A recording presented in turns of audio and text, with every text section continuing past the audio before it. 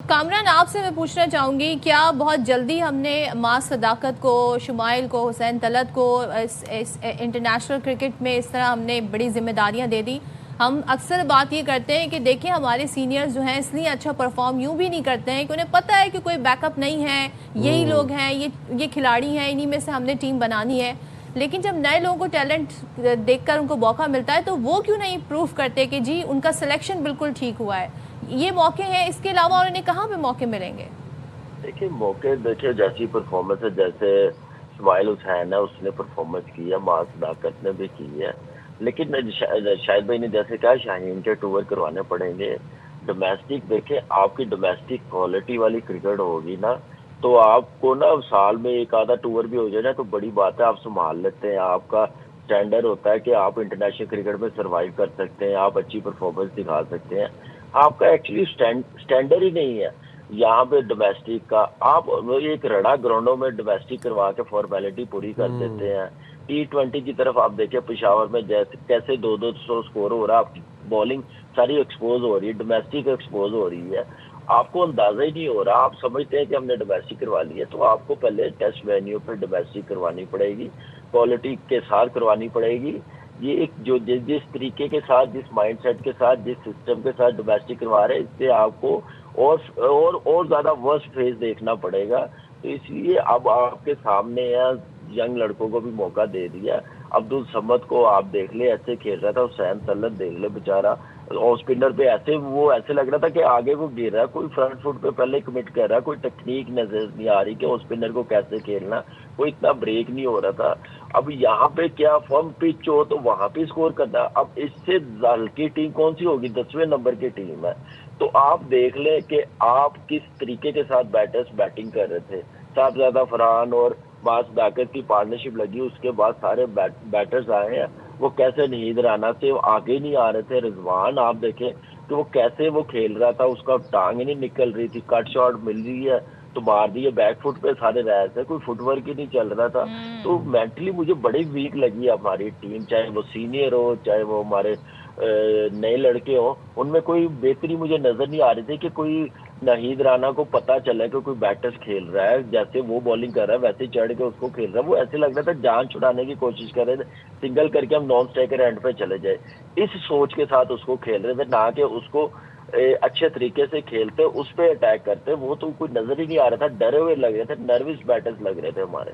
हाय हाय, उल्टी हो गई सब तदबीरें कामरान भाई। अब ये बताएं कि अगले इंटरनेशनल इवेंट के लिए या अगले वर्ल्ड कप के लिए क्या वैसे ऑप्शंस रह गई हैं हमारे पास? क्या अब क्या ही हल है, क्या स्ट्रेटेजी है? टाइम आप सबसे पहले देखिए, आपका 27 वर्ल्ड कप साउथ अफ्रीका और नमीबिया में, जिम्बाब्वे यहाँ पे है। 50 ओवर का T20 वर्ल्ड कप आपका ऑस्ट्रेलिया न्यूजीलैंड में है।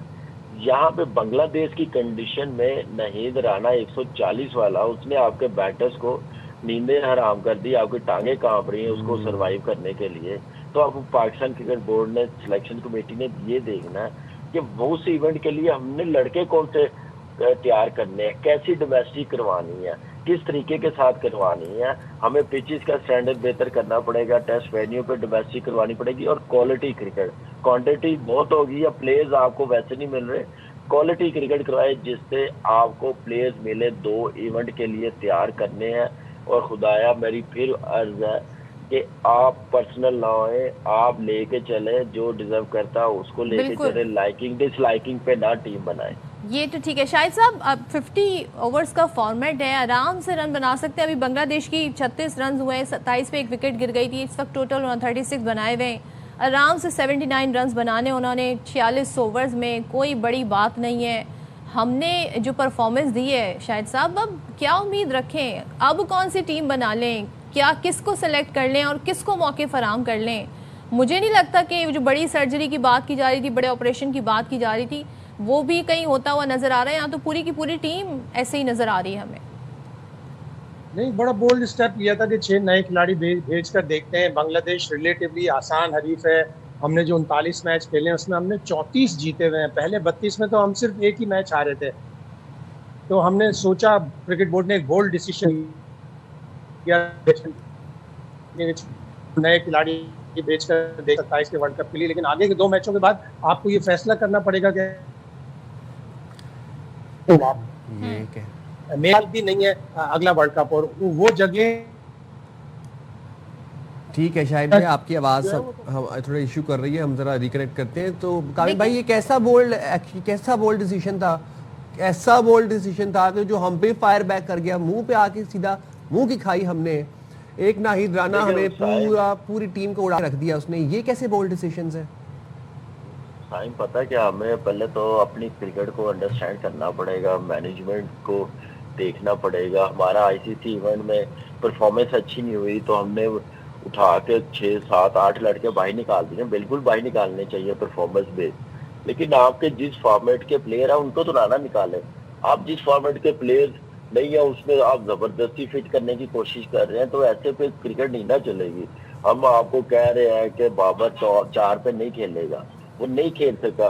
अब एंड ऑफ द डे वो ड्रॉप हो गया, आपने उसको वनडे से भी बाहर कर दिया। साइम अयूब की परफॉर्मेंस अच्छी नहीं थी T20 क्रिकेट में, आपने देखा उसकी वनडे में अच्छी हो, अपने वनडे से भी ड्रॉप कर दिया। तो ये चीजें हमें देखनी पड़ेंगी, ऐसे क्रिकेट नहीं चलाई जाती। जिस फॉर्मेट में फॉर्म है, परफॉर्मेंस है, आप उसमें खिलाएं। जबरदस्ती दूसरी क्रिकेट में फिट करने जाएंगे तो फिर ऐसे नतीजे आपको तो देखने पड़ेंगे और ऐसी लड़के आपको ड्रॉप होते हुए नजर आएंगे। तो इसलिए मुझे लगता है कि आप जरूर खिलाएं नए लड़के, हमारा काम है। लेकिन आप 4-4, 5-5 नए लड़के लेके जाएंगे, 6-6 लड़के, तो फिर ऐसे टीम नहीं बनती, ना प्लेयर्स बनते। आप 1-1, 2-2 करके मौके दें, बनाए, बैकअप प्लेयर्स तैयार करें, तो आपका सिस्टम भी बनेगा, प्लेयर भी बनेंगे और टीम में भी परफॉर्मेंस नजर आएगी। तो आपने गलती सबसे पहले साइम और बाबर को जो ड्रॉप किया, मुझे लग रहा है कि ये नहीं होना चाहिए था। साइम और बाबर को जो ड्रॉप किया है, शाहिद साहब आप इस पे कमेंट कर दीजिएगा, ये क्या गलती थी? और एक साथ इतने सारे नए लोगों को मौका देना, ये भी बोल्ड डिसीजन जो है ये हमारे अगेंस्ट चला गया है। तो आप अग्री करते हैं कामरान से? बिल्कुल 100% एग्री करता हूँ कामरान से कि हमें इतने सारे खिलाड़ी एक साथ नहीं भेजने चाहिए थे। हम 3 से 4 नए खिलाड़ी भेजते हैं, इसलिए कि टॉप ऑर्डर आपका बिल्कुल नया हो गया और टॉप ऑर्डर ही आपको प्रॉब्लम करता है। फरहान, मास सदाकत और शामिल हुसैन, तो ये तीनों टॉप ऑर्डर में, एक इस टॉप ऑर्डर में अगर प्रॉपर प्लेयर होता, बाबर आजम होता, तो एक्सपीरियंस के साथ आपको लेकर चलता। और आप 6-6, 7-7 प्लेयर भेज के टीम की तश्कील 9 नहीं करते, आप सीनियर और जूनियर के कॉम्बिनेशन के साथ तश्कीलें 9 करते हैं। एफर्ट नज़र आई है पीसीबी की, मैचेस भी बढ़े हैं, सब कुछ हुआ है, लेकिन क्वालिटी बढ़ानी पड़ेगी और वाइज डिसीजन लेने पड़ेंगे। गेम अवेयरनेस प्लेयरों की बढ़ानी पड़ेगी। हम पिछले 1.5-2 साल से कह रहे हैं कि जितना फील्ड में काम की ज़रूरत है, उतना क्लासरूम में भी प्लेयरों को पढ़ाने की, गेम अवेयरनेस की, कि इस पोजीशन में क्या करना है। एक बॉलर अगर 2 विकेटें ले रहा है तो उसको फिर विकेट नहीं देनी, ये गेम अवेयरनेस भी सिखानी पड़ेगी क्लासरूम में, एकेडमीज में। माशाल्लाह, thank you so much Shahid Hashmi, Kamran Akmal. तो मैं इस बात पे